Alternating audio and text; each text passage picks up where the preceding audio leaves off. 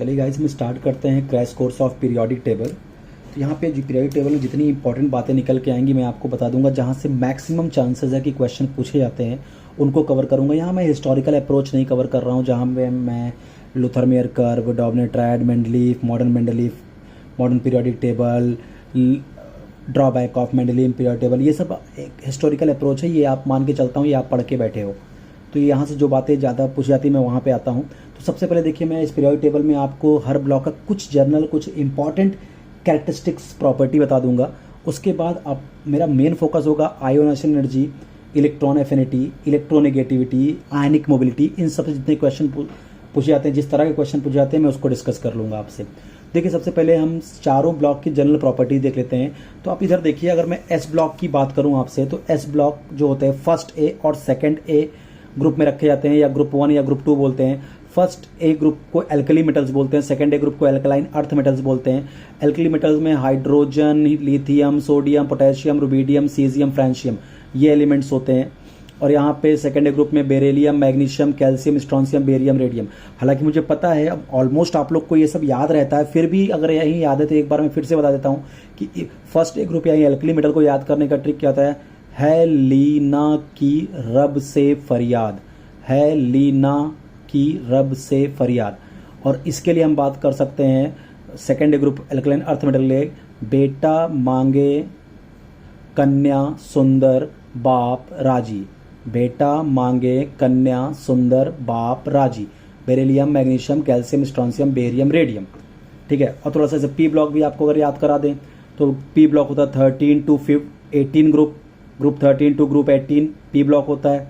तो यहाँ पे 13 ग्रुप को बोरान फैमिली बोलते हैं, इसको कार्बन फैमिली, इसको नाइट्रोजन फैमिली, इसको ऑक्सीजन फैमिली, इसको हैलोजन फैमिली, इसको इनर्ट गैस। नाइट्रोजन फैमिली को हम निकोजेंस भी बोलते हैं क्योंकि इनके कंपाउंड्स बैड स्मेलिंग होते हैं। ऑक्सीजन फैमिली को हम चाकोजेंस भी बोलते हैं, और फॉर्मिंग एलिमेंट होते हैं। ये हैलोजेंस बोलते हैं, salt producing element. Boron family में boron, aluminium, gallium, indium, thallium. मुझे पता है मैक्सिमम लोगों को याद होगा, पर जिनको नहीं याद है, जो मेरा वीडियो ऐसा कोई देख रहा है जिनको नहीं आता, तो इन ट्रिक को सुन ले। Boron, aluminium, gallium, indium, thallium. इसको कैसे याद करें? बैगन, आलू, गाजर इन थैला, बैगन, आलू, गाजर इन थैला। Carbon, silicon, germanium, tin, lead. कहे सीता जी सुनो प्रभु, कहे सीता जी सुनो, एसन, टिन, प्रभु। Nitrogen, phosphorus, arsenic, antimony, bismuth. New Zealand, Pakistan, Australia सब भिखारी, न्यूजीलैंड, पाकिस्तान, ऑस्ट्रेलिया सब भिखारी। Nitrogen, phosphorus, arsenic, antimony, bismuth. इसको याद करते हैं। Oxygen, sulphur, selenium, tellurium, polonium. Old style से तेल पॉलिश, ओल्ड स्टाइल से तेल पॉलिश। और fluorine, chlorine, bromine, iodine, astatine. First class biryani आई 8, फर्स्ट क्लास बिरयानी आई 8। Helium, neon, argon, krypton, जेनन, radon. यहाँ बोल सकते हैं हे नीरज आओ करें एक्स रे, हे नीरज आओ करें एक्स रे। ऐसा कुछ ट्रिक बना के हम याद कर सकते हैं। डी ब्लॉक भी आप याद कर सकते हो बेटा, जैसे डी ब्लॉक में इसको 3D सीरीज बोलते हैं। डी ब्लॉक की शुरुआत 4th पीरियड से होती है बेटा। 4th पीरियड में जो 10 एलिमेंट है डी ब्लॉक के, उसको 3D सीरीज। 5th पीरियड वालों को 4D सीरीज, 6th पीरियड वालों को आप 5D सीरीज। और यहाँ पे भी आगे बढ़ा सकते हो 89 एक्टीनियम से, फिर यहाँ 104 रदरफोर्डियम, फिर आगे आगे जैसे चलेगा और 112 पे यहाँ ख़त्म होता है UUB। तो डी ब्लॉक को भी याद करा सकते हैं ऐसे। देखिए, scandium, titanium, vanadium, chromium, manganese, iron, cobalt, nickel, copper, zinc. तो यहाँ हम बोल सकते हैं सुनो टीवी क्रो मत फेको नीकू जी, सुनो टीवी को मत फेको नीकू जी। और yttrium, zirconium, niobium, molybdenum, technetium, ruthenium, rhodium, palladium, silver and gold. फिर से एक बार, yttrium, zirconium, niobium, molybdenum, technetium, ruthenium, rhodium, palladium, silver and gold. यारी जरा निभाना मौत तक, रुकावटें राह में पड़े अगर कोई। तो इसको याद कर सकते हैं, यारी जरा निभाना मौत तक, रुकावटें राह में पड़े अगर कोई। यहाँ देखिए लैंथनम, लैंथनम के बाद डायरेक्ट हाफनियम आया। यहाँ पे 14 लैंथनाइट्स है, वो मैं नहीं लिखा हूँ। यहाँ पे देखिए 89 के बाद डायरेक्ट 104 आया, यहाँ 14 एक्टिनाइट्स हैं। ठीक है, एफ ब्लॉक पढ़ाते समय मैं उनको याद करा दूंगा। तो आप देखिए लैंथनम, ला हफ लाहफ्ता, लाहफ्ता, पहले एलिमेंट बोल दूं मैं, lanthanum, hafnium, tantalum, tantalum, tungsten, rhenium, osmium, iridium, platinum, gold, silver और मर्क्यूरी। तो लाहफ्ता वरना रमेश और इंदर पिटेंगे और हॉस्पिटल जाएंगे। तो इस तरह से हम डी ब्लॉक भी याद कर सकते हैं, ये आपको याद भी होगा। तो चलिए हम फटाफट अब इनकी एक एक करके इनका जनरल प्रॉपर्टी पढ़ लेते हैं। पहले पीरियोडिक टेबल खत्म करते हैं, 2 पार्ट में हम इसको आपको पूरा करके दे देंगे। देखिए सबसे पहले एस ब्लॉक की प्रॉपर्टी अगर बोलें तो एस ब्लॉक पीरियोडिक टेबल के फर्स्ट ए और सेकंड ए ग्रुप में मौजूद है। फर्स्ट ए को एल्कली मेटल बोलते हैं, सेकंड ए को एल्कलाइन अर्थ मेटल बोलते हैं। फर्स्ट ए का जो जनरल इलेक्ट्रॉनिक कन्फिगरेशन होता है वैलेंस शेल का बेटा वो NS1 होता है और सेकंड ए का NS2 होता है। तो पूरे अगर एस ब्लॉक का पूछे जनरल इलेक्ट्रॉनिक कन्फिगरेशन तो NS1 और 2, और ये सेल जैसे बाहर वाले सेल को हम अल्टीमेट सेल बोलते हैं, उसके अंदर वाली सेल को हम पेनल्टीमेट, उसके अंदर वाली सेल को एंटी पेनल्टीमेट। इसका मतलब एस ब्लॉक का इलेक्ट्रॉन अल्टीमेट सेल के एस सब सेल में इंटर करता है। चलिए hydrogen is most abundant element in universe, ध्यान रखेंगे hydrogen is a most abundant element in universe. जबकि अगर आपसे पूछा जाएगा most abundant element on earth crust, तब आप आंसर दोगे ऑक्सीजन। अर्थ क्रस्ट में सबसे कौन पाया जाता है? ऑक्सीजन।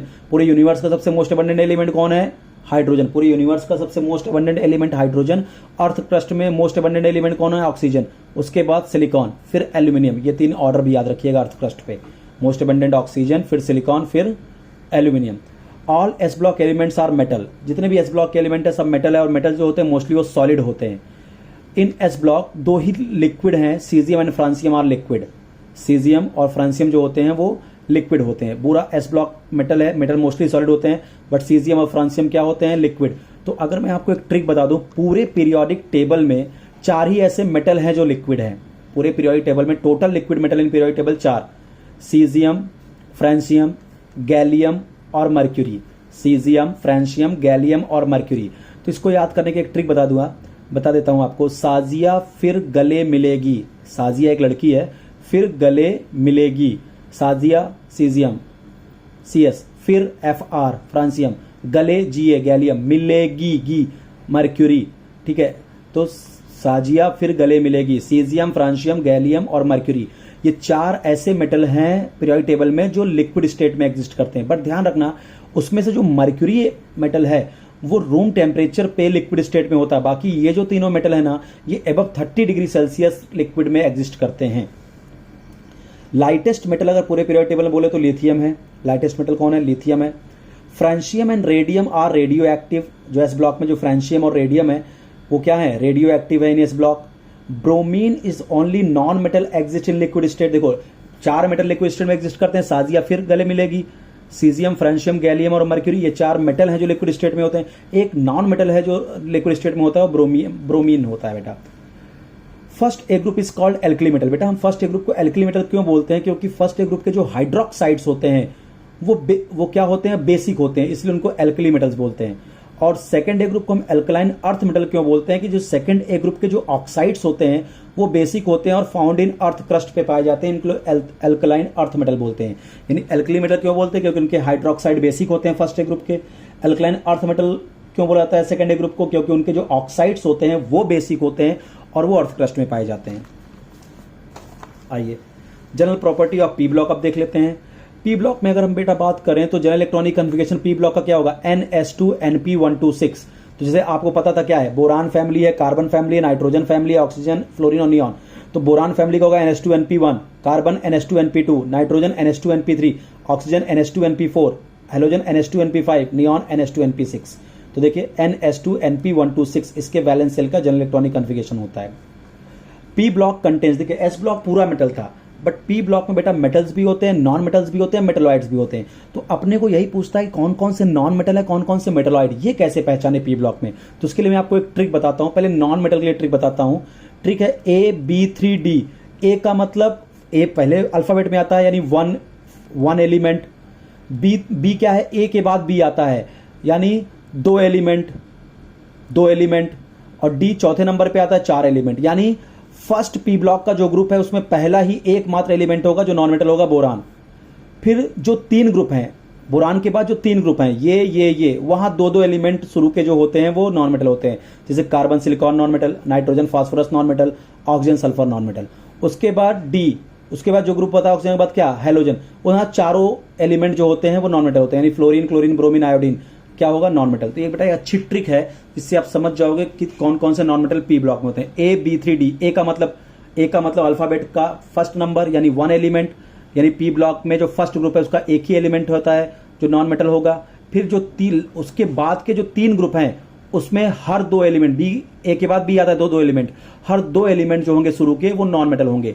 देखिए कार्बन, नाइट्रोजन, ऑक्सीजन, ये 3 फैमिली आती है बोरान के बाद, बोरान में केवल एक नॉन मेटल। इसके बाद लगातार बी का मतलब ए बी 2, तो क्या हो जाएगा आपका carbon, silicon, nitrogen, phosphorus, oxygen, sulphur, दो एलिमेंट नॉन मेटल होंगे। फिर D, A B C D 4 element non metal होंगे। ये हो गया। अब ट्रिक फॉर मेटलॉइड, आपको नॉन मेटल की ट्रिक बता दिया। अब क्या है trick for metalloid in p block. P block में मेटलॉइड कैसे पहचानेंगे, उसकी ट्रिक क्या है, तेरी आंटी सबसे अच्छी, तेरी आंटी सबसे अच्छी। देखो ये आपको ऐसे बेटा याद होता है, आप याद कर लो, बट मैं छोटे छोटे ट्रिक्स इसलिए बताता हूँ शायद आपको इससे थोड़ा आसानी मिल जाए। बाकी आपको डायरेक्ट याद करना है, आप डायरेक्ट याद करिए। Trick for metalloid in p block, तेरी आंटी सबसे अच्छी। तेरी का मतलब टीई टेल्यूरियम, आंटी एटी एस्टेटीन, सबसे सब एसबी से एसई एंटीमनी सेलेनियम, अच्छी एएस आर्सेनिक, छी क्या जर्मेनियम। तो बेटा ये ध्यान रखिए ये सब मेटलॉइड है। तेरी आंटी सबसे अच्छी, तेरी टीई, आंटी एटी एस्टेटीन सबसे, सबसे एसबीएसई सबसे अच्छी, एएसजीई ध्यान रखें। इसमें देखिए कुछ एक होता है बेटा जो बोरान भी हम मेटलॉइड की तरह इसको यूज करते हैं, बट रीजन क्या होता है, जो बोरान के जो ऑक्साइड्स वगैरह होते हैं ना वो एसिडिक होते हैं, और एसिडिक ऑक्साइड से इसका मतलब इसमें नॉन मेटालिक कैरेक्टर बोरान में ज्यादा होता है। हालांकि ये मेटलॉइड में आ जाते हैं, बट ध्यान रखिएगा इसके जो ऑक्साइड देखे गए हैं वो एसिडिक नेचर के थे। अगर एसिडिक नेचर के ऑक्साइड इसके हैं, इसका मतलब इसमें कोवैलेंट कैरेक्टर या नॉन मेटालिक कैरेक्टर ज्यादा होता है। अब अगर बात करें पी ब्लॉक में अगले पॉइंट्स की, तो जो बेटा हम पहले बता दिए हेलोजेंस बोलते हैं, ऑक्सीजन फैमिली को चौकोजेंस बोलते हैं, और फॉर्मिंग एलिमेंट, नाइट्रोजन फैमिली को निकोजेंस बोलते हैं, बैड स्मेलिंग कंपाउंड होते हैं, अमोनिया देखिए पंजेंट स्मेल होती है, फॉस्फीन आपको पता है रॉटन फिश लाइक स्मेल होती है, तो आप जानते हैं। Fluorine is the most electronegative element in periodic table, ये आप जानते हैं। Sulphur is called enemy of copper, thallium is called duckbill platypus. याद करें नहीं, कोई इतना इंपॉर्टेंट नहीं है। अब आइए general property of D and F block element, पहले डी ब्लॉक फिर एफ ब्लॉक। डी ब्लॉक की बात करें तो जनरल इलेक्ट्रॉनिक कन्फिगरेशन होता है बेटा n-1d 1 to 10 ns0 1 और 2। देखिए यहां पे लास्ट इलेक्ट्रॉन, देखिए ये अल्टीमेट सेल है, ये पेनल्टीमेट सेल है, तो डी ब्लॉक में जो लास्ट इलेक्ट्रॉन होता है ना वो पेनल्टीमेट सेल में एंटर करता है।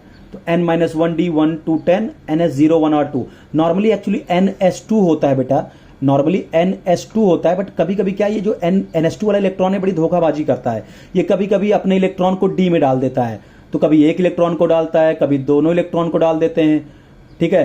तो इसीलिए 0 1 2 मैंने दोनों लिखा। मोस्टली 0 केवल एक ही डी ब्लॉक का एलिमेंट दिखाता है जहां दोनों अल्टीमेट सेल का s इलेक्ट्रॉन डी में चला जाता है, याद रखिएगा वो है पैलेडियम। डायरेक्ट क्वेश्चन हो जाता है कि कौन सा ऐसा डी ब्लॉक का एलिमेंट है जहां अल्टीमेट ns के ns में 0 इलेक्ट्रॉन होते हैं, तो होता है पैलेडियम। टोटल 10 ग्रुप्स होते हैं डी ब्लॉक में, आपको पता है पहले और दूसरे ग्रुप में s ब्लॉक था, 13 to 18 में क्या था पी ब्लॉक, तो 3 से लेके 12 तक आप जोड़ लीजिए 10 ग्रुप्स आएंगे, तो 10 ग्रुप्स में डी ब्लॉक होता है। उसमें सबसे लार्जेस्ट ग्रुप होता है थर्ड बी। इसका रीजन बता दूं कि थर्ड बी को बेटा क्यों लार्जेस्ट बोलते हैं, थोड़ा स्टार्टिंग में आपको बताता हूं। देखिए जरा थर्ड बी को लार्जेस्ट क्यों बोलते हैं। ये जो ये वाला ग्रुप है थर्ड ग्रुप, इसी को हम थर्ड बी बोलते हैं। तो यहां देखो यहां 4 एलिमेंट आपको डी ब्लॉक के दिख रहे हैं, स्कैंडियम, एट्रियम, लैंथनम, एक्टिनियम। लेकिन इसी 6th पीरियड में थर्ड ग्रुप में 14 लैंथनाइट्स भी हैं, इसी 7th पीरियड के थर्ड ग्रुप में 14 एक्टिनाइट्स हैं। तो 14 लैंथनाइट 14 एक्टिनाइट्स थर्ड बी में ही है, तो 28 तो ये हो गया, और 4 डी ब्लॉक के 32 एलिमेंट इस थर्ड ग्रुप या थर्ड बी ग्रुप में रखे हैं, इसलिए इसको लार्जेस्ट ग्रुप बोलते हैं पीरियोडिक टेबल का थर्ड बी ग्रुप। चलिए पूरे डी ब्लॉक को 4 सीरीज में डिवाइड किया गया है, ट्रांजिशन सीरीज, 3D सीरीज, 4। हाँ एक बात ध्यान रखिए बेटा, डी ब्लॉक एलिमेंट में जो जिंक, कैडमियम और मर्क्यूरी है इनको बेटा ट्रांजिशन एलिमेंट नहीं बोलते, क्योंकि ट्रांजिशन एलिमेंट वो होते हैं जो डीडी ट्रांजिशन कर सकते हैं, डीडी ट्रांजिशन से कलर आता है, और वही डी ब्लॉक के एलिमेंट डीडी ट्रांजिशन कर सकते हैं जिनका डी सबशेल इनकम्प्लीट हो, डी में 1 से लेकर 9 तक इलेक्ट्रॉन हो, अनपेयर्ड डी इलेक्ट्रॉन होते हैं तभी डीडी ट्रांजिशन होता है। तो जिंक, कैडमियम, मर्क्यूरी में क्या होता है, उनके एटॉमिक स्टेट में भी जिंक, कैडमियम और मर्क्यूरी उनके एटॉमिक स्टेट में भी डी भरा होता है, 3d10, 4d10, 5d10, और इनके आयनिक स्टेट में जिंक केवल जिंक +2 बनाता है तब भी 3d10 होगा। भाई 3d10 4s2 होता है, ये 4d10 5s2, ये 5d10 6s2। तो अगर इन सबसे मैं 2-2 इलेक्ट्रॉन निकाल दूं तब भी इनका डी सबसेल क्या रहेगा, फुलफिल रहेगा। इसलिए ध्यान रखिएगा zinc, cadmium, mercury transition element नहीं होते, लेकिन डी ब्लॉक के एलिमेंट हैं। वही डी ब्लॉक के एलिमेंट ट्रांजिशन एलिमेंट कहलाते हैं जो डी ट्रांजिशन करते हैं, और डी ट्रांजिशन वही करते हैं जिनके पास डी के पास अनपेड इलेक्ट्रॉन होते हैं 1 से लेकर 9 तक। तो फर्स्ट ट्रांजिशन सीरीज को 3D सीरीज, इस ये पीरियोडिक टेबल के 4th पीरियड में है। 21 स्कैंडियम से 30 जिंक ये एलिमेंट पाए जाते हैं। 4D सीरीज पीरियोडिक टेबल के 5th पीरियड में पाई जाती है। ये 39 एट्रियम से 48 कैडमियम मैंने स्टार्टिंग में ही याद करा दिया। 5D सीरीज पीरियोडिक टेबल के 6th पीरियड में पाई जाती है। देखिए बहुत कंफ्यूजन होता है, आपसे पूछेगा 5D सीरीज किस पीरियड में, तो आप बोलोगे 5 पीरियड, जबकि वो 6 पीरियड में है। लैंथनम 57 लैंथनम, फिर अचानक से 14 एलिमेंट्स एफ ब्लॉक किया जाएंगे, फिर 72 हाफनियम से 80 mercury. 6D series 7th period में 89 एक्टिनियम, फिर यहाँ पे 14 एक्टिनाइट्स आएंगे, फिर 104 रदरफोर्डियम, आगे 112 तक जाएगा। तो 58 सीरियम टू 71 ल्यूटेशियम, इनको हम लैंथेनाइट्स बोलते हैं।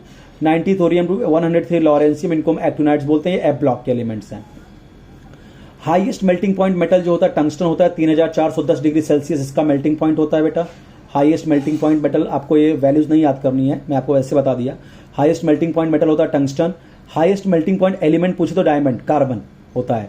गुड कंडक्टर मेटल अगर पूछे कौन सा मेटल है जो बहुत अच्छा कंडक्टर होता है, तो सिल्वर, ध्यान रखेंगे गुड कंडक्टर मेटल में सिल्वर जाएगा डी ब्लॉक में। Coinage metal, copper, silver, gold को हम क्वाइनेज मेटल बोलते हैं, सिक्के बनाए जाते हैं। वोलाटाइल मेटल कौन कौन से हैं, जिंक, कैडमियम और मर्क्यूरी, ये वोलाटाइल मेटल है जिंक के, मतलब कि डी ब्लॉक के जो वोलाटाइल मेटल कौन कौन से हैं, जिंक, कैडमियम, मर्क्यूरी। इनका जो बॉइलिंग पॉइंट होता है ये बहुत ही कम होता है और सारे डी ब्लॉक के एलिमेंट से, क्योंकि ये जो होते हैं ये इनका क्या होता है बेटा, डी सेल कंप्लीट होता है। तो डी के इलेक्ट्रॉन जो होते हैं n-1 डी के इलेक्ट्रॉन होते हैं, वो बॉन्डिंग में पार्टिसिपेट नहीं करते। यहां केवल ns इलेक्ट्रॉन ही पार्टिसिपेट करते हैं, मेटालिक बॉन्डिंग बनाते हैं। डी ब्लॉक के जो एलिमेंट होते हैं बेटा वो वेरिएबल ऑक्सीडेशन स्टेट शो करते हैं, यानी वो एक से अधिक डिफरेंट टाइप के ऑक्सीजन स्टेट दिखाते हैं। क्योंकि होता क्या है बेटा, n-1 डी और ns2 अल्टीमेट सेल और पेनल्टीमेट सेल दोनों के इलेक्ट्रॉन बॉन्डिंग में पार्टिसिपेट करते हैं। तो इलेक्ट्रॉन को मैं अल्टीमेट सेल से भी बाहर निकाल लेता हूं और पेनल्टीमेट सेल से भी बाहर निकाल लेता हूं, इसलिए ये मोर देन 1 टाइप की ऑक्सीजन स्टेट दिखाते हैं। इसको हम बोलते हैं वेरिएबल ऑक्सीडेशन स्टेट। इलेक्ट्रॉन यहां से भी निकलता है, यहां से। तो जो डी ब्लॉक का जो बेटा ट्रांजिशन एलिमेंट का जो मिनिमम ऑक्सीजन स्टेट होता है वो उसके ns इलेक्ट्रॉन के बराबर होता है, कि यहां कितने इलेक्ट्रॉन है, वो उसकी मिनिमम ऑक्सीजन स्टेट होती है। और मैक्सिमम के लिए क्या, यहां कितने इलेक्ट्रॉन है प्लस n-1 डी में कितने अनपेयर्ड इलेक्ट्रॉन हैं, उनको ऐड कर दोगे, इसकी मैक्सिमम ऑक्सीजन स्टेट आ जाती है। जैसे मान लीजिए हम आपसे बोले कि मैग्नीज की बात करें, तो मैग्नीज होता है 3d5 4s2 बराबर।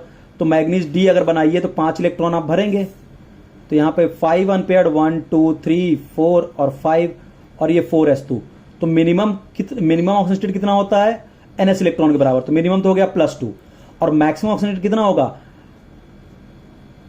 मिनिमम ns इलेक्ट्रॉन कितने हैं 2, और साथ में इस डी में कितने अनपेयर्ड हैं 5, तो 5 + 2 +7, यानी +7 इसकी हाईएस्ट हो जाएगी। तो minimum oxygen state ns electron के बराबर होती है, और मैक्सिमम कितनी होती है, ns में जितने इलेक्ट्रॉन हैं और n-1 डी में जितने अनपेयर्ड इलेक्ट्रॉन हैं, उन दोनों को ऐड कर दो तो मैक्सिमम ऑक्सीजन स्टेट आ जाती है इसकी। रेंज जो होता है इसका ऑक्सीजन स्टेट का, मोस्टली जो डी ब्लॉक में जो ऑक्सीजन स्टेट का रेंज होता है मिनिमम से मैक्सिमम +1 से +7 तक हाईएस्ट देखा जाता है। 3D सीरीज का हाईएस्ट +7 होता है। और कोई पूछे 3D सीरीज में हाईएस्ट ऑक्सीजन स्टेट किसकी होती है, तो मैग्नीज जो +7 दिखाता है। 3D सीरीज में मैग्नीज +7 दिखाता है, हाईएस्ट ऑक्सीजन स्टेट होती है। बट बेटा पूरे डी ब्लॉक में अगर पूछा जाए, पूरे 3D में हाईएस्ट किसका होता है, मैग्नीज +7 दिखाता है। लेकिन पूरे डी ब्लॉक में बेटा जो हाईएस्ट ऑक्सीजन स्टेट होता है +7 के ऊपर +8 भी दिखाया जाता है। और कौन दिखाता है, ऑस्मियम और रुथेनियम। ये जरूर याद रखिएगा, बहुत इंपॉर्टेंट है। ऑस्मियम और रुथेनियम जो होते हैं वो +8 दिखाते हैं। पूरे डी ब्लॉक का हाईएस्ट ऑक्सीजन स्टेट कौन दिखाता है, ऑस्मियम और रुथेनियम +8। मतलब रेंज क्या है, -1 +1 से +7 तक, बट +8 भी दिखाते हैं ऑस्मियम और रुथेनियम। ये हाईएस्ट ऑक्सीजन स्टेट होती है ट्रांजिशन एलिमेंट की, ऑस्मियम और रुथेनियम। और अगर आपसे हाईएस्ट डेंसिटी पूछिए, तो हाईएस्ट डेंसिटी का क्वेश्चन जब पूछता है कि पूरे पीरियोडिक टेबल में हाईएस्ट डेंसिटी किसकी होती है, तो आप याद रखिएगा ऑस्मियम और इरेडियम। ऑस्मियम और इरेडियम इसकी हाईएस्ट डेंसिटी होती है पूरे पीरियोडिक टेबल में। Zinc, cadmium, mercury only show +2 oxygen state, क्योंकि आपको पता है कि इसका क्या होता है ऑक्सीजन स्टेट 3d10, इसका इलेक्ट्रॉनिक 3d10, ये क्या होता है 4d10, ये क्या होता है 5d10। तो इसका तो डी भरा हुआ है ना, इसके डी में तो अनपेयर्ड इलेक्ट्रॉन है नहीं, तो बस बाहर वाले जो NH2 होंगे बस वही तो निकल पाएंगे, इसलिए सब +2 दिखाते हैं, क्योंकि ये वाले इन जो N-1d में वही इलेक्ट्रॉन निकाल सकते हो जो अनपेयर्ड होते हैं। तो यहाँ जिंक, कैडमियम, मरकरी में जो इसका N-1d है, सब में देखो D10 D10 D10, तो यहाँ से इलेक्ट्रॉन निकलेगा ही नहीं, केवल NH2 वाले इलेक्ट्रॉन ही निकलेंगे। आइए अब F ब्लॉक का जनरल इलेक्ट्रॉनिक कन्फिगरेशन देख लेते हैं। देखिए F ब्लॉक में का जो जनरल इलेक्ट्रॉनिक कन्फिगरेशन होता है बेटा, वो N-2 F1214 N-1 D0 और 1 NH2, ये अल्टीमेट सेल, ये पेनल्टीमेट सेल, ये एंटी पेनल्टीमेट सेल, यानी यहां लास्ट इलेक्ट्रॉन बेटा एंटी पेनल्टीमेट सेल में आता है। अब देखिए एफ ब्लॉक में 2 सीरीज होती है, लैंथेनाइट सीरीज और एक्टिनाइट सीरीज। लैंथेनाइट सीरीज को 4F सीरीज भी बोलते हैं, एक्टिनाइट सीरीज को 5F सीरीज भी बोलते हैं। अब देखो, अगर आपसे कोई पूछे ये तो पूरे एफ ब्लॉक का जनरल इलेक्ट्रॉनिक कन्फिगरेशन हो गया, कोई बोले आप जरा लैंथेनाइट्स का बताइए जनरल इलेक्ट्रॉनिक कन्फिगरेशन। आपको पता है लैंथेनाइट जो होता है पीरियड नंबर 6 में है, तो यहां n = 6 रखो, 6s2, n = 6 है तो यहां पे n क्या होगा 6 - 1 5d, 5d 0 और 1, और 6 - 2 4F1 तो आप ऐसे बना सकते हो कि अगर आपको ये आता है तो आप लैंथेनाइट का बना सकते हो। लैंथेनाइट पीरियोडिक टेबल के 6th पीरियड में होता है, तो अगर कोई पूछे लैंथेनाइट का जनरल इलेक्ट्रॉनिक कन्फिगरेशन क्या होगा, तो n की वैल्यू यहां 6 रखो तो 6s2, तो यहां 6 - 1 5d 0 और 1, 6 - 2 4F1 एक्टिनाइट का पूछे तो एक्टिनाइट 7th पीरियड में यहां 7 रख दो, 7s2, 7 - 1 6d 0 और 1, 7 - 2 5F1 इसे इसको 4F, इसको 5F बोलते हैं। एक्टिनाइट्स में 58 सीरियम टू 71 ल्यूटीशियम, ये 14 एलिमेंट्स होते हैं, और लैंथेनाइट्स में सॉरी, और एक्टिनाइट्स में 90 थोरियम टू 103 लॉरेंसियम ये एलिमेंट होते हैं। और सारे लैंथेनाइट और सारे एक्टिनाइट मैंने पहले ही बता दिया 3rd B ग्रुप में रखे हुए हैं। चाहे लैंथेनाइट हो चाहे एक्टिनाइट हो बेटा, उनकी जो मोस्ट कॉमन ऑक्सीजन स्टेट होती है वो +3 होती है। क्या होती है? +3, most common oxygen states of lanthanide as well as actinides. ध्यान रखिएगा, एक मात्र है बेटा, जिसे नॉर्मली मैंने क्या बोल रहा है कि होता क्या है, यहां पे अगर मैं एक्टिनाइट्स की बात करूं, एक्टिनाइट्स कहां से, थोरियम टू 103, तो नॉर्मली क्या होता है बेटा, नॉर्मली आप देखोगे ना कि जो D वाला इलेक्ट्रॉन है, जो D वाला इलेक्ट्रॉन है वो F में जाता है, जो D वाला इलेक्ट्रॉन है वो F में जाता है। भाई नॉर्मली याद देखो N-1 D 0 और 1, ठीक है। तो मैं क्या बोल रहा हूं कि थोरियम एक ऐसा एक्टिनॉइड है जहां पे क्या होता है, 1 electron comes into D from F, F का ही इलेक्ट्रॉन D में आता है। ध्यान रखेंगे, एकमात्र एक्सेप्शन है, थोरियम एकमात्र ऐसा एक्टिनॉइड है, नॉर्मली D वाले इलेक्ट्रॉन F में जाते हैं, D वाले इलेक्ट्रॉन F में जाते हैं। जब हम आपको F ब्लॉक अभी पढ़ाएंगे डिटेल में तो हम आपको बताएंगे एक्सेप्शनल इलेक्ट्रॉनिक कन्फिगरेशन होते हैं, D वाले F में चले जाते हैं। बस 3 जगह ही नहीं जाते D वाले इलेक्ट्रॉन F में, वो भी मैंने नीचे बता दिया, सीरियम, गैडोलिनियम और ल्यूटीशियम। सीरियम, गैडोलिनियम और ल्यूटीशियम, ये 3 ऐसे एलिमेंट हैं जहां पे इनके जो D इलेक्ट्रॉन्स होते हैं वो F में नहीं जाते, D के जो इलेक्ट्रॉन्स होते हैं वो F में माइग्रेट नहीं करते। उसको याद करने का ट्रिक है, से गुड लक, से गुड लक, सेरेनियम, गैडोलिनियम, ल्यूटीशियम, ये 3 ऐसे F ब्लॉक के एलिमेंट हैं जहां का ये D इलेक्ट्रॉन में से कोई भी इलेक्ट्रॉन F में माइग्रेट नहीं करता, क्योंकि इनके इलेक्ट्रॉनिक कन्फिगरेशन ही आगे मैं कभी फ्यूचर में जब डिटेल में पढ़ाऊंगा बताऊंगा कि या तो ये 4F7 होता है, 4F14 होता है, इसलिए यहां पे ऐसा नहीं होता। तो ध्यान रखिएगा, सीरियम, से गुड लक, ये 3 ऐसे हैं जहां पे D का इलेक्ट्रॉन F में नहीं जाता, और एकमात्र ऐसा एक्टिनॉइड है जहां F का एक इलेक्ट्रॉन D में चला जाता है, that is called thorium. In thorium 1 electron comes into D from F, but other can have transition from electron from D to F। Maximum में D टू F जाते हैं, एक इलेक्ट्रॉन D से F में जाता है, बट थोरियम एकमात्र ऐसा एक्टिनॉइड है जहां पे क्या F का एक इलेक्ट्रॉन D में चला जाता है, एक्सेप्शन है, ध्यान रखेंगे इस बात को। और कौन कौन से ऐसे F ब्लॉक एलिमेंट है जहां D का इलेक्ट्रॉन F में माइग्रेट नहीं करता, से गुड लक, सेरेनियम, गैडोलिनियम और lutetium. In lanthanides only promethium is the only lanthanide which is man made and radio active. सारे लैंथेनाइड जो होते हैं वो क्या है, आपके नेचुरल है, केवल एक है मैन मेड और radio active, that is promethium. और all the actinides are radio active, सारे एक्टिनाइड्स क्या होते हैं, वो रेडियो एक्टिव होते हैं। मोस्ट कॉमन लैंथेनाइड इज, सबसे कॉमन लैंथेनाइड अगर पूछा है कौन सा है, तो सबसे कॉमन लैंथेनाइड है cerium, cerium is the most common lanthanides. All actinides are radio active. तो इस तरह से हमने आपका पीरियोडिक टेबल का पार्ट 1 ले लिया, जनरल प्रॉपर्टी इसमें हमने आपको पढ़ाई।